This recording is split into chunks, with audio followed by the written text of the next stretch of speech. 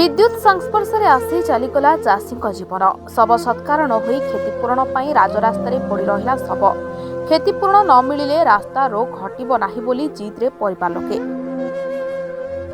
एभली दृश्य देखा मिली बालेश्वर जिला भोकराई ब्लॉक जलेश्वर चंदनेश्वर 57 नंबर राज्य राजपथ बेणुता छक निकटरे बुधवार सकाळे भोगराई ब्लॉक कोचुआड़ी पंचायत मुकलेशपुर ग्रामर सत्यनारायण प्रधान निज चाष जमी को औषध पकाइबा पई जाइथिले। जमी बंधरे विद्युत तार तले पड़िथिबा बेले तार संस्पर्श में आसी सत्यनारायण सेठारे चेताशून्य हो पड़ते तेबे घर को फेरिबा विलंब हेबारु घर लोक खोजी खोजी बिलक जिबारु सत्यनारायण एमिति अवस्था पड़ रही देखा पाइथिले। तेबे तुरंत चिकित्सा निमंते जलेश्वर गोष्ठी स्वास्थ्य केन्द्र को आनिथिले मध्य डाक्तर सत्यनारायण को सेठारे मृत्यु घोषणा करथिले।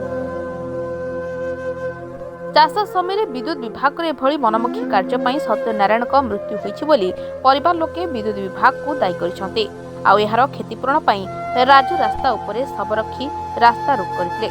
इलेक्ट्रिक शॉर्ट रे मरिजंती किमती लागो से भी लोक सारा पकेते जाइले सेठी नाइन तार कि छिंडीला सेइडार मरिजन तो हमर एठी माने मो हस्बैंड बे नाहती मरिजंती एवं ससुर भी मरिजंती तो केही नै हमर एछुका किछो करबा असहाय मन सासु बहु किछो करबा तो आम सरकार को कहूँ नाइन वाला जरकम पैसा पत्र जरकम फाइन जल जरकम मरीगला किस बुझे सरकार। बालेश्वर भरत कुमार दास का रिपोर्ट सरकार न्यूज।